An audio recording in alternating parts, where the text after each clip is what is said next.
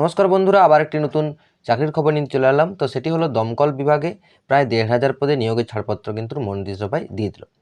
এটা কিন্তু আমার কথা না, এটা আজকের যে বর্তমান পেপার, দেখুন আপনারা দেখতে পাচ্ছেন এখানে, সেই পেপারে কিন্তু এই তথ্য উঠে এসেছে। তো দেখুন পুরো ভিডিওটি, তাহলে সমস্ত তথ্য পেয়ে যাবেন। তার আগে অবশ্যই যদি আপনি ভিডিওটি ফেসবুক থেকে দেখছেন তাহলে অবশ্যই পেজটিতে ফলো করে রাখবেন, এবং যদি ইউটিউব থেকে দেখছেন তাহলে অবশ্যই ভিডিওতে একটা লাইক, তার সাথে সাথে চ্যানেলটিকে সাবস্ক্রাইব করে রাখবেন, যাতে আপনারা সমস্ত রকম চাকরির খবর সবার আগে পেয়ে যান। তো দেখুন, এটা বর্তমান পেপারের অফিসিয়াল পেজ। সেখানে দেখুন আজকের ডেট 28 ডিসেম্বর 2023 তারিখ বা 12ই পৌষ 1430। তো এখানে বলা হয়েছে দমকল সহ কিছু দপ্তরে 1,500 পদে নিয়োগের ছাড়পত্র কিন্তু মন্ত্রিসভার, অর্থাৎ দমকল ছাড়াও আবার কিছু দপ্তরে মোট 1,500 কিন্তু পদে নিয়োগ করার ছাড়পত্র মন্ত্রিসভা থেকে দিয়ে দেওয়া হয়েছে। তো এখানে বলা হয়েছে প্রায় 1,500 পদে নিয়োগ করতে চলেছে রাজ্য সরকার। বুধবার বিভিন্ন দপ্তরে নিয়োগ সংক্রান্ত বিষয়ে ছাড়পত্র দিয়েছে মন্ত্রিসভা। শিক্ষক নিয়োগ নিয়ে বিতর্কের মাঝে নবান্নের এই সিদ্ধান্ত বিশেষ গুরুত্বপূর্ণ বলে মনে করেছে ওয়াকিবহাল মহল। প্রশাসনিক সূত্রে খবর, ওই দিনের বৈঠকে দমকল দপ্তরের 1,000 ফায়ার অপারেটর শূন্যপদ পূরণ করার কিন্তু সিদ্ধান্ত নেওয়া হয়েছে। অর্থাৎ আপনাদের 1,500-এর মধ্যে 1,000 কিন্তু দমকল দপ্তরে নিয়োগ হতে চলেছে। রাজ্য দমকলের সংখ্যা বাড়ছে, ফলে এই নিয়োগের ভীষণভাবে গুরুত্বপূর্ণ বলে জানাচ্ছে রাজ্যের আধিকারিকরা। এদিন মন্ত্রিসভার বৈঠকের পরেই জলসম্পদ অনুসন্ধান দপ্তরের মন্ত্রী মানস ভূঁইয়া সাংবাদিক মুখোমুখি জানিয়েছেন, ভূমি ও ভূমি সূক্ষ্ম দপ্তরের বিএলআর সহ অন্যান্য জেলা সভাপতিগুলিকে 427 জন ডেটা এন্ট্রি অপারেটর নিয়োগ করার বিষয়ে এদিন ছাড়পত্র দিয়েছে কিন্তু মন্ত্রিসভা। তো 1,000 জন দমকল কর্মীর সাথে সাথেও 427 জন কিন্তু ডেটা এন্ট্রি অপারেটর কিন্তু আপনাদের নিয়োগ করা হচ্ছে। এরপর দেখুন আর কি বলা হয়েছে। বলা হয়েছে উত্তরবঙ্গ মেডিকেল কলেজের জন্য একাধিক পদক্ষেপ নেওয়া হয়েছে। সেখানে প্রায় 26টি পদ সৃষ্টি করে নিয়োগ প্রক্রিয়া সম্পূর্ণ করা হবে বলে এরকমই মন্ত্রিসভার তরফ থেকে জানানো হয়েছে।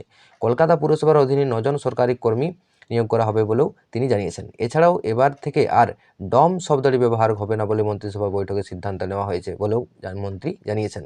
আপনারা জানেন যে হাসপাতালের মর্গে যারা ডাক্তারের সাথে কাটাছেঁড়া করে তাদেরকে কিন্তু ডম বলা হয়, কিন্তু মন্ত্রিসভায় এটি পাস হলো যে তাদেরকে আর ডম কিন্তু এই শব্দটি ব্যবহার করা যাবে না।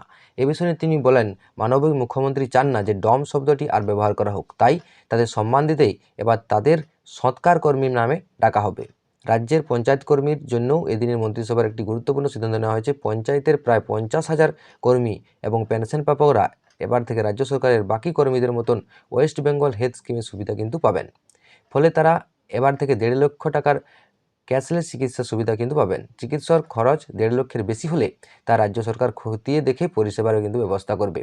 আবার জেলায় নিযুক্ত পঞ্চায়েত দপ্তরের ইঞ্জিনিয়ারদের এবার অন্যান্য জেলাতেও বদলি করার নীতি আনতে চলেছে রাজ্য সরকার, যার ছাড়পত্র মন্ত্রিসভা এদিন কিন্তু দিয়ে দিয়েছে। এতদিন সুপারিনটেন্ডেন্ট ইঞ্জিনিয়ার বা এক্সিকিউটিভ ইঞ্জিনিয়ার, অ্যাসিস্ট্যান্ট ইঞ্জিনিয়ার এবং জুনিয়র ইঞ্জিনিয়াররা চাকরি জীবনের পুরোটাই একটি জেলায় কাটিয়ে দিতেন। স্বচ্ছতা বজায় রাখতে এবার তাদের বদলির সিদ্ধান্ত কিন্তু নেওয়া হয়েছে। চা বাগানের শ্রমিকদের পাট্টার পাশাপাশি নগদ 1,20,000 টাকা দেওয়ার কিন্তু বিষয়ে ছাড়পত্র দিয়েছে মন্ত্রিসভা। তো এই তথ্যগুলি আপনাদেরকে জানিয়ে দিলাম। এক হচ্ছে দমকল দপ্তরে বা দমকল বিভাগে প্রায় 1,000 কিন্তু কর্মী নিয়োগ করা হচ্ছে।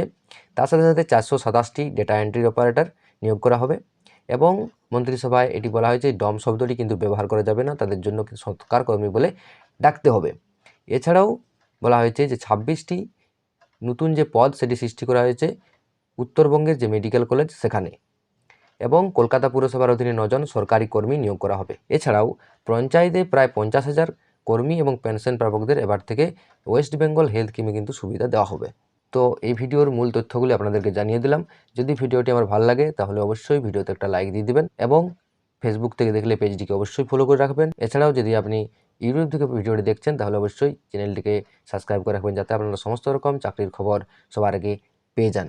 তো দেখা হচ্ছে পরের ভিডিওতে, তখন পর্যন্ত ভালো থাকুন, সুস্থ থাকুন। জয় হিন্দ, জয় ভারত।